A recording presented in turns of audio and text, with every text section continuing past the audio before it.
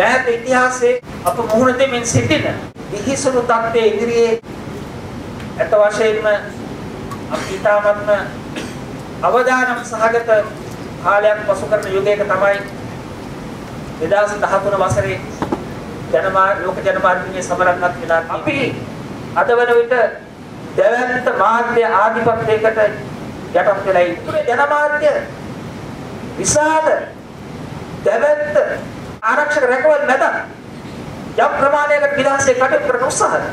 ඒ නිසා උන්ට ජනමාධ්‍යවේදී තමන්ගේ වෘත්ති අයිතිවාසිකම් ඉල්ලලා පාරක බහැලා සාමගාමී විරෝධතා ව්‍යාපාරයක් පවත්වන යනකොට අධිකරණ නියෝග අරගෙන වළක්වන්න උත්සාහ කරනවා නම්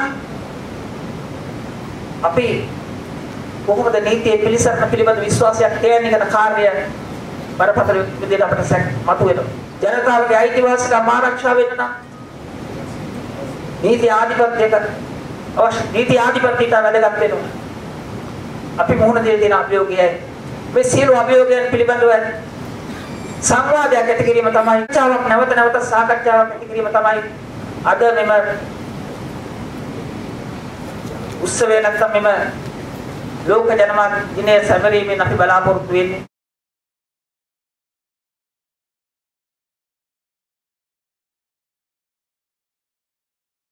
Thank you for that very generous introduction, Mr.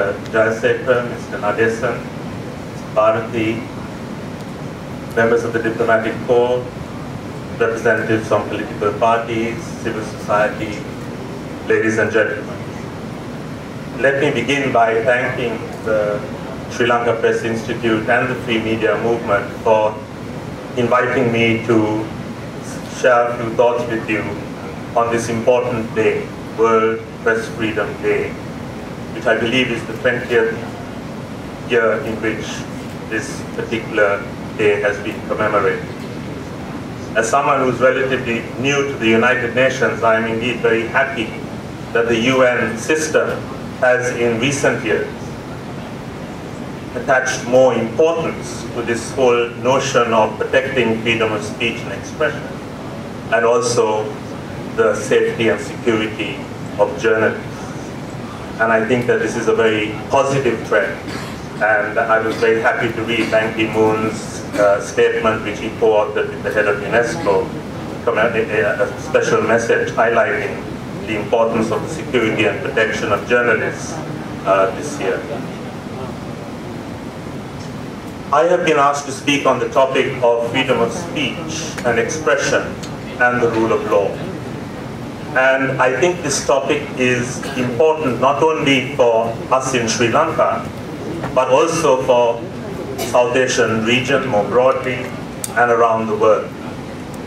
In Nepal, where I have worked for the last 2 years, journalists played a key role in introducing the change that gave rise to the Comprehensive Peace Agreement of 2006, which, unlike in Sri Lanka, still holds. And as you know, the Maoists have now entered the democratic mainstream. They have occupied positions of power, Prime Minister, Minister of Finance, and there is now a mood of optimism in Nepal as they work to adopt a new constitution for a new Nepal. But the media community and journalists played a key role in the Jana Andolan, or the People's Movement as it was called, and they continue to play a key role in trying to encourage and facilitate an informed debate on the complex constitutional issues that face Nepal. I thought that Sri Lanka had complex constitutional challenges until I went to Nepal. There are more than 100 ethnic groups, more than 50 languages, and they too are discussing issues like federalism and whether to have a presidential system or not. Very similar topics that have been part of the constitution reform debate here in Sri Lanka. But the first point that I'd like to make is that while we are inspired by the movement for change in countries like Nepal, so-called Arab Spring, etc., I think replacing the old is one thing. Ensuring that the new, or that which replaces the old, is better is another thing. We don't want to replace one kind of tyranny with a different kind of tyranny.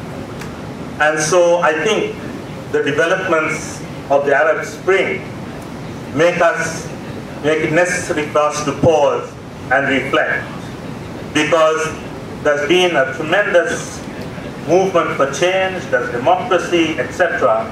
But at the same time, there are concerns with respect to some of these movements' commitment to freedom of speech and expression, constitutionalism, and the values of liberty and freedom. And so I see my role this evening as helping us to step back a bit, to observe critically and to reflect on some of these fundamental questions with respect to freedom of speech and expression. And perhaps also to help remind ourselves of some of the important values and principles that are at stake. Mr. Jayasek and Mr. Bharati reminded us about the current reality in Sri Lanka. But I think it's important that we also step back and reflect on what these values are all about. So the first important point that I'd like to highlight is that we need to be aware of and constantly remind ourselves of the rationale for freedom of speech and expression.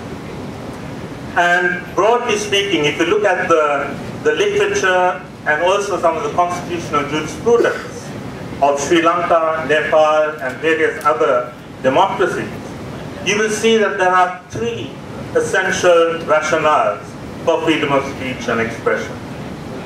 The first is commonly referred to as the quest for truth rationale, which is linked very much with the desire for progress. Milton put it very well when he said, "Let truth and falsehood grapple, because whoever heard of truth coming out the worst in a battle with falsehood."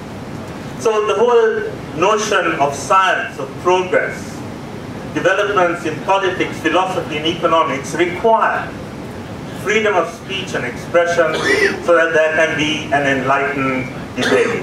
John Stuart Mill talked about public enlightenment being based on the free exchange of ideas in his book on liberty. In On Liberty, Mill also highlighted some points which I think sometimes we tend to forget. He argued that no opinion should be silenced for three reasons. He said, well, an opinion that may be silenced may actually turn out to be true. But secondly, he said, an opinion that may be silenced may contain part of the truth, because very seldom are things absolutely true or absolutely false.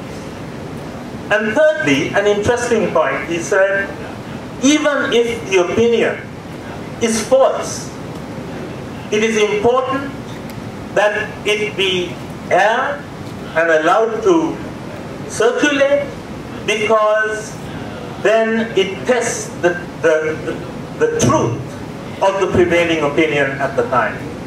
And it's important that people accept a truth because they know why it is true, that they don't just accept it blindly as a kind of dogma. So sometimes it's necessary for us to go back to political philosophy to remind ourselves of how important freedom of speech and expression is. So the first rationale, the quest for truth, or the marketplace of ideas rationale. The second is the self-fulfillment, or the human condition rationale. Human beings can think, can express themselves. Art, music, literature are all essential components of the human condition. And it's very important that an atmosphere is created in which there is the possibility of self-expression and self-fulfillment. The third rationale is connected to democracy. And I think it's important that we unbundle this a little bit, because there are various different aspects of the connection, if you like, between freedom of speech and expression on one hand and democracy on the other.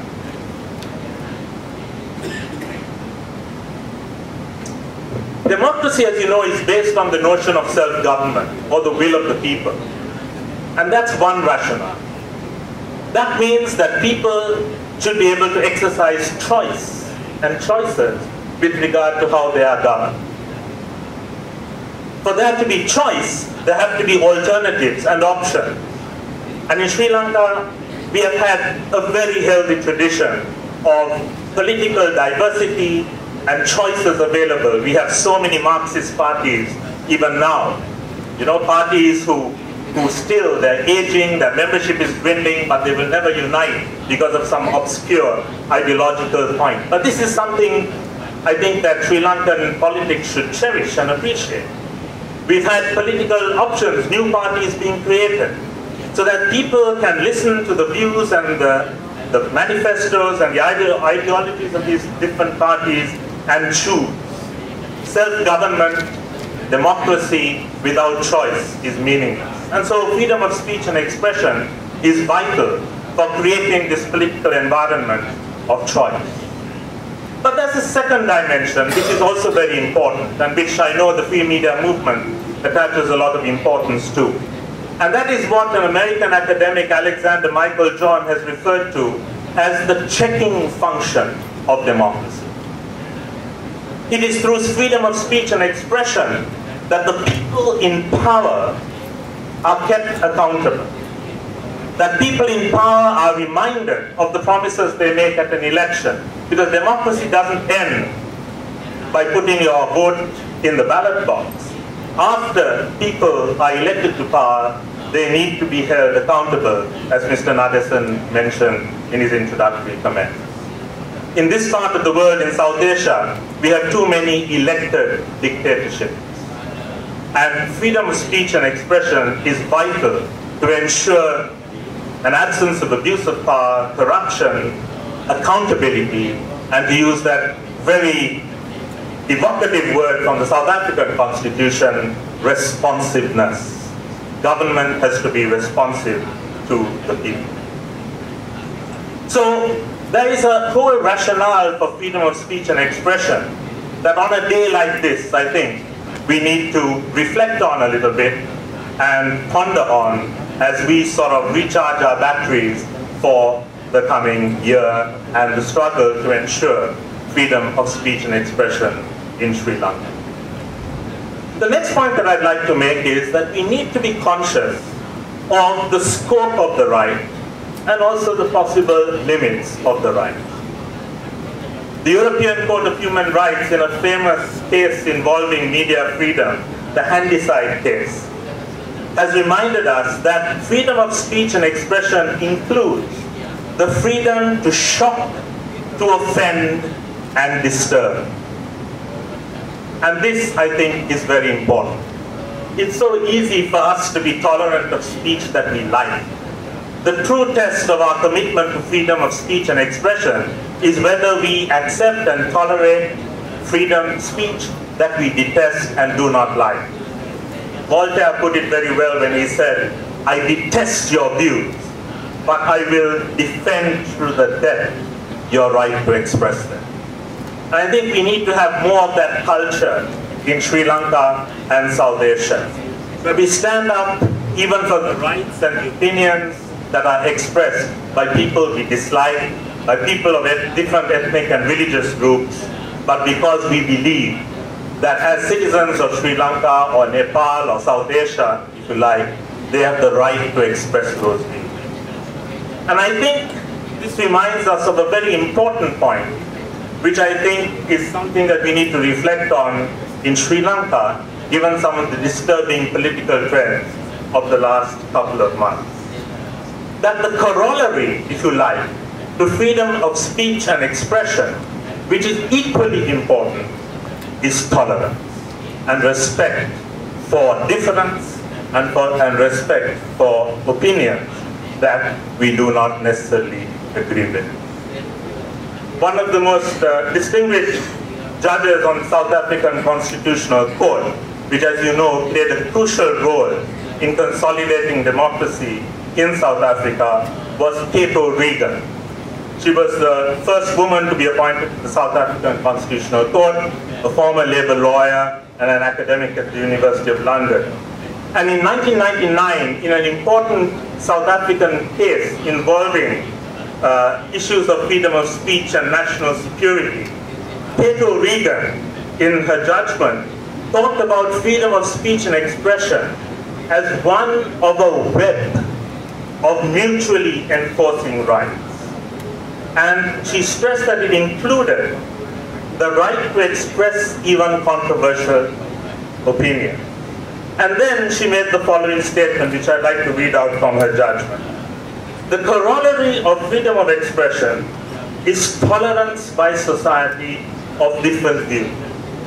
Tolerance, of course, does not require approval of a particular view. In essence, it requires the acceptance of the public airing of disagreement and the refusal to silence unpopular views.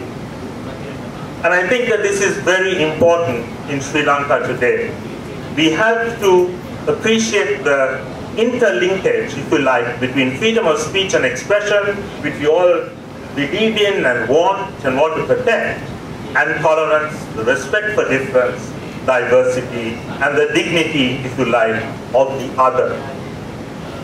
And in South Asia, I submit to you that this is one of the biggest political challenges, not only in Sri Lanka, but with the rise of religious fundamentalism in other parts of South Asia. This is a problem. If you look at the Arab Spring, now we see a number of journalists being arrested and detained because of their continuation, if you like, of freedom of speech, of expression, being jailed and arrested for being disrespectful of religion.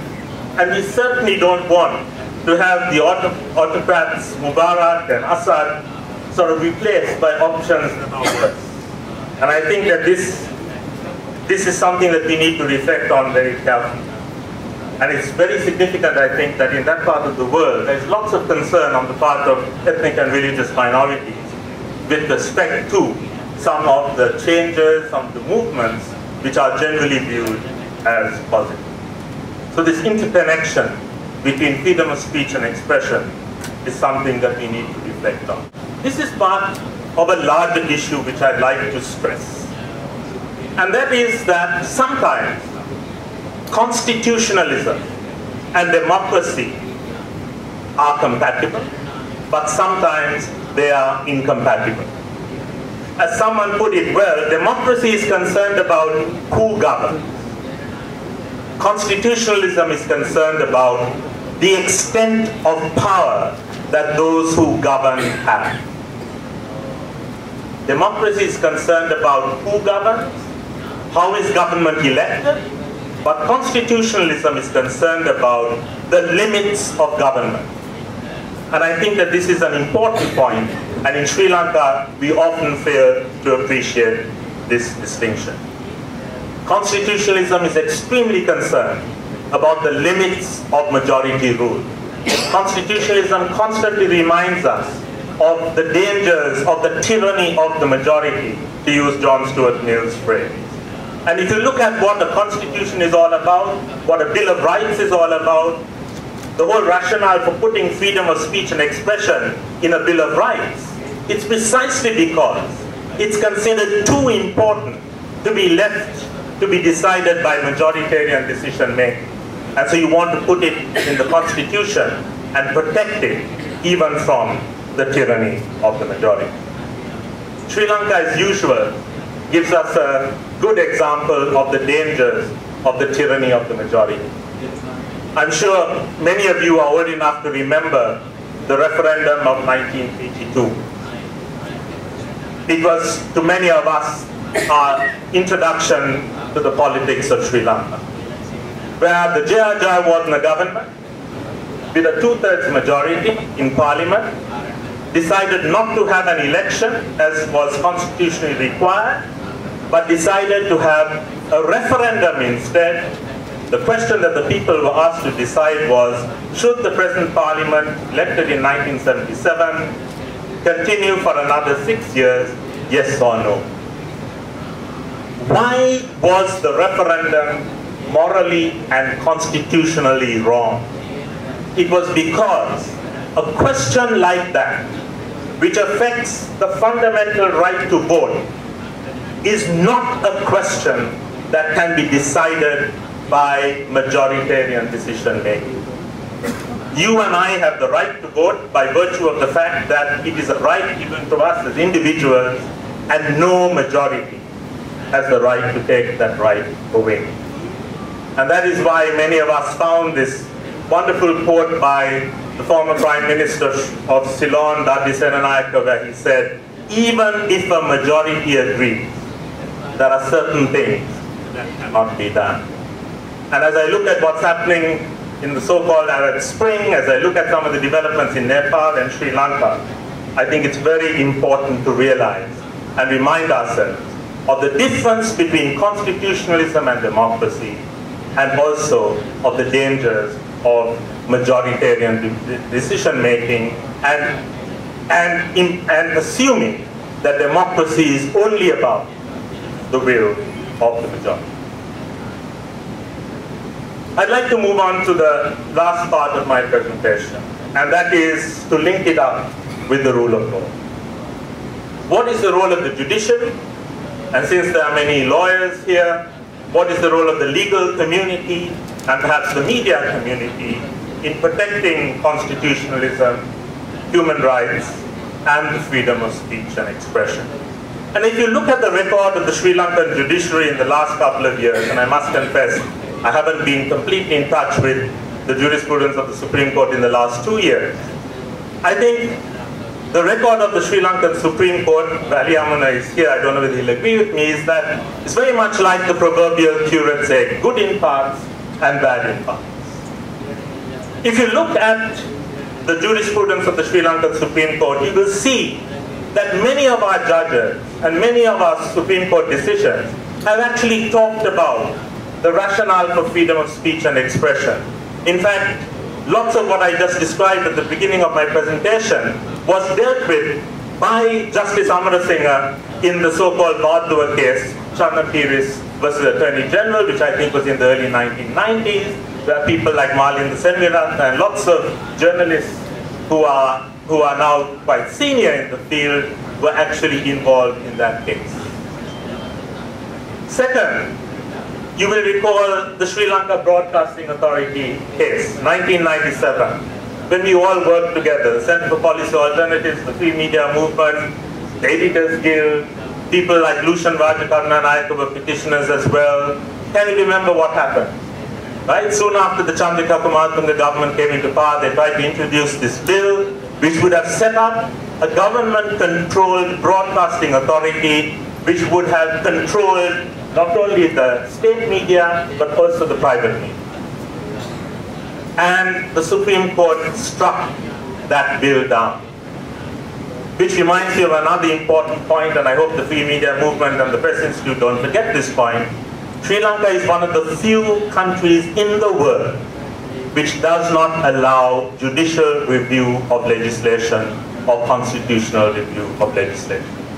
When I mentioned this in Nepal, the legal community, members of the legal community just can't believe it. So in other words, once a law is passed, even if the law is unconstitutional, it remains legally valid. So it totally undermines first principles of constitutionalism.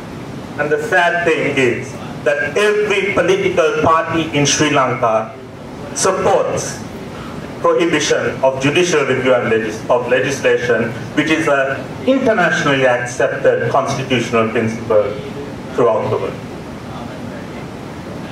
So, in spite of not having judicial review of legislation, because of the commitment of journalists and the free media movement, the bill was detected, the bill was challenged, and the Supreme Court declared it unconstitutional. And third, again, the free media movement and some of your former leaders have played a key role in this. There is a very positive body of jurisprudence on the right to vote, which has been applied using freedom of speech and expression. And justices like Mark Fernando have developed a whole body of opinion protecting the right to vote, campaigning, the election campaign, etc. And so the record of the Sri Lankan Supreme Court has been pretty good. But the Supreme Court has also failed in a number of important aspects. there's often been a gap between the Supreme Court's rhetoric and their decision. I can think of two cases, Dissanayake versus University of Sri Lanka, where there were all these lovely passages about how important freedom of speech and expression were, and then the student union leader who published a leaflet which was critical of the Vice-Chancellor, his suspension from the university was upheld. So a disconnect between the rhetoric and the reality. Also Sunil Abhesekara versus Arya Rubasinghe, the case involving censorship, where again the Supreme Court talked about how dangerous censorship was, but then upheld the emergency regulations which provided for censorship. So a gap between rhetoric and reality.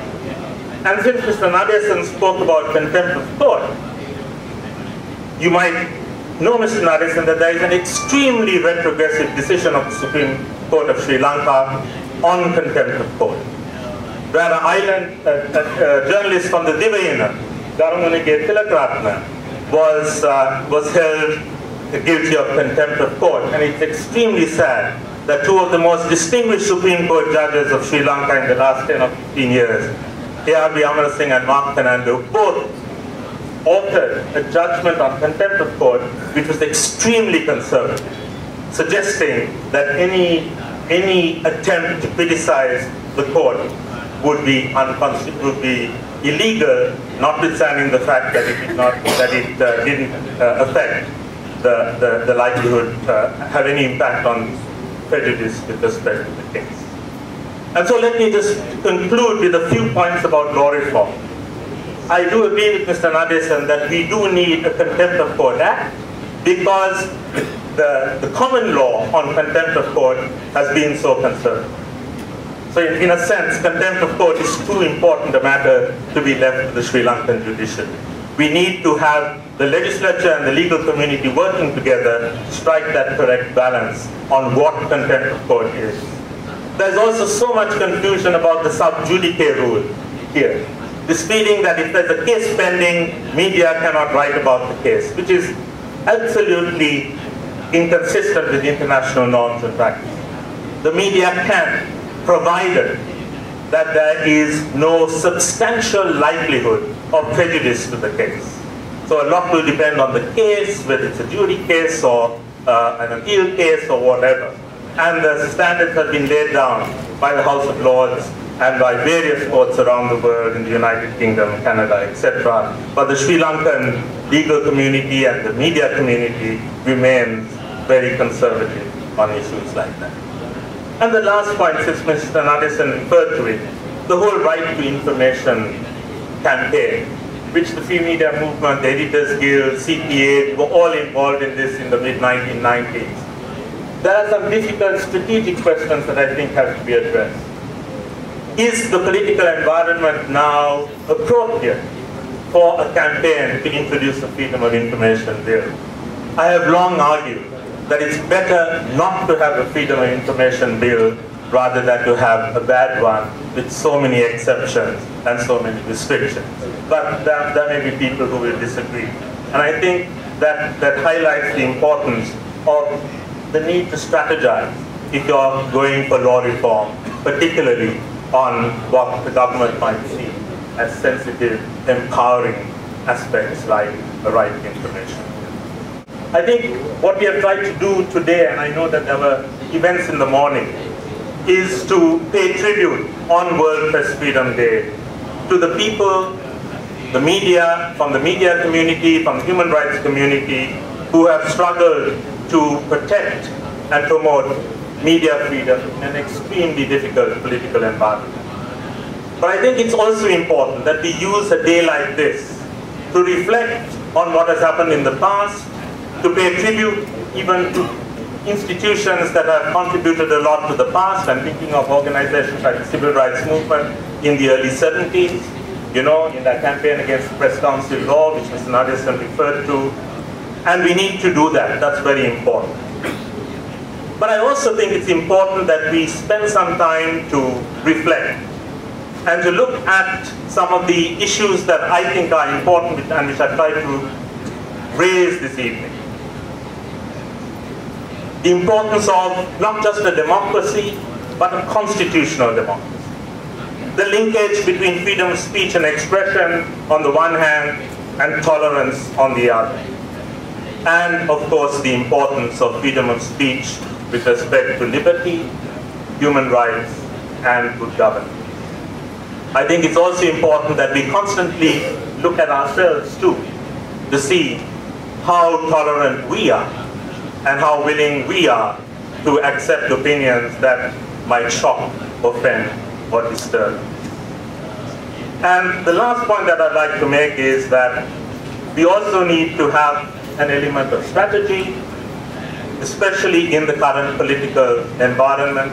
We need to consolidate the gains of the past, protect the space that we have, and be strategic if we're trying to actually broaden the horizons, as it were, and promote freedom of speech and expression.